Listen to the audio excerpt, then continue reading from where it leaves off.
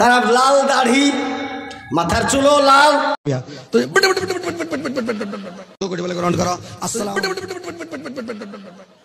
সেই সমস্ত বক্তাগুলোকে নির্ধারণ করা হচ্ছে, তাদেরকে বক্তা হিসাবে নির্ধারণ করুন। তার এলেম কালাম বিদ্যা নিয়ে আমার কোনো ঝামেলা নেই, কিন্তু তার আসলেই সে আলেম, তার কাছে কি সনদ আছে, সে কি লেখাপড়া করেছে, তার কোন মাদ্রাসা কোথায় লেখাপড়া করেছে, সেটা তো যাচাই বাছাই করে তার বক্তব্য শোনা দরকার। ঘোষকে বলছে দুধে পানি মিশানো আছে সন্দেহ, মধুবালাকে বলা হচ্ছে মধু কি তোমার খাঁটি, সেটা সন্দেহ। বেগুনওয়ালাকে জিজ্ঞাসা করা হচ্ছে বেগুনে বিষ প্রয়োগ করো কতটা, সেটাও যাচাই বাছাই করা হচ্ছে। আর এই যে মাহফিলে ওয়াজ নসিহত করছে, তো বক্তাকে আপনার যাচাই বাছাই করতে হবে না? বর্তমান আলেম সমাজ বলতে গিয়ে হয়তো দেখা যাচ্ছে আমরা সবাই ধরা খাচ্ছি।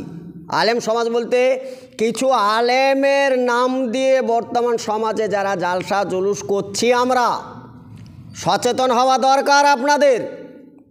এই কারণে দরকার যে আপনার মাথায় যখন পাগড়িটা আলেম ওলামারা বেঁধে দিয়ে আপনাকে দায়িত্ব দিয়েছিল যে সমাজের কল্যাণ করার জন্যে, সমাজকে দিশা দেওয়ার কথা বলা হয়েছিল, আপনারা রাস্তার ট্রাফিক, রাস্তার পুলিশ, রাস্তা নির্ধারণ করেন, লাল বাতি সবুজ বাতি জ্বালিয়ে কোন গাড়িটা পাস করতে পারবে কোনটা পারবে না। এটা যেমন একজন ট্রাফিক লাল আলো লাল বাতি সবুজ বাতি দিয়ে রাস্তা ক্লিয়ার করে, তা আপনারা তো সমাজের দায়িত্ব, আপনারা তো ট্রাফিক, লাল বাতি সবুজ বাতির আপনারা ধারক বাহক। অথচ আপনারা সোশ্যাল মিডিয়ায় এসে আধ ঘন্টা বক্তব্যর জায়গাতে 10 মিনিট বক্তব্য রেখে 20 মিনিটই গজল বলছেন। ঠিক, কেন গজল বলছেন আপনি? গজল কি কেউ শুনতে চাইছে আপনার? আমি নাম ধরেই বলছি, সেই পণ্ডিত বক্তারা আবার এই কথাটাও বলেছে যে ভাইরাল হওয়ার জন্যে আমাদের কথা বলছে। তুমি কে হে তাই তোমার কথা বলে আমাকে ভাইরাল হতে হবে? তুমি কে? তোমার মধ্যে কোনো বিদ্যা নেই, এটাই বাস্তব। তোমার মধ্যে কোনো এলেম নেই। আর ওই সমস্ত বক্তাদের বক্তব্য শুনে ওদের কাছ থেকে এলেম গ্রহণ করা এটাও নিষেধ, এটা হারাম। কেন গ্রহণ করছেন আপনারা? ঢাব্বা টুপি দিয়ে সব ওই স্টেজে অনেক ভালো ভালো আলেম আলেমা বসে থাকে, কেউ মুখ খোলে না, বিষয় কিছুই বুঝতে পারি না। আপনারা এই সাধুগিরি দেখানোতে সমাজের কত অকল্যাণ হচ্ছে। বর্তমান সমাজে আবু জাহাল উতবা সাইবা বা এমনকি ফেরাউন নমরুদ যতটা ইসলামের ক্ষতি করেছে বা করেছে, তার চাইতে বেশি এই বর্তমান সমাজের বক্তারা ক্ষতি করছে। এটা তো ইসলামের নাম দিয়ে চালানো হচ্ছে।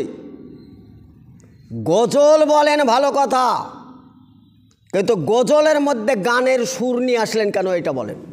গান শোনা তো হারাম, গানের সুর হারাম। বক্তা সাহেব আপনি জানেন না যে গান শোনা হারাম, গানের সুর হারাম? আপনি ওই গানের তাল দিয়ে আপনি গজল বলছেন, তার মানে হারামটা আপনি খাচ্ছেন না, মানে ডাইরেক্ট গোশ খাচ্ছেন না, সুরবাটা খাচ্ছেন, তাই না? স্বাদটা গ্রহণ করছেন আপনি। আর যারা শ্রোতা তো মাশাআল্লাহ, আজকালকার শ্রোতা তো ওরে বাপরে, বিশ্ববিদ্যালয় পাশ করে এসে শ্রোতা বসে আছে, সে খুব মজা নিচ্ছে। আমি নাম করেই বলছি, বেনামে বলে আমার কোনো লাভ নাই, একবারে ডাইরেক্ট বলছি। ইবলিস শয়তান ইসলামের যতটা ক্ষতি করেছে বা করছে, মানে ফোটের বিষয়ে তোড় পিবে কি ফোটের বিষয়ে আলহামদুলিল্লাহ আলহামদুলিল্লাহ আলহামদুলিল্লাহ আলহামদুলিল্লাহ। আপনার এদিক থেকে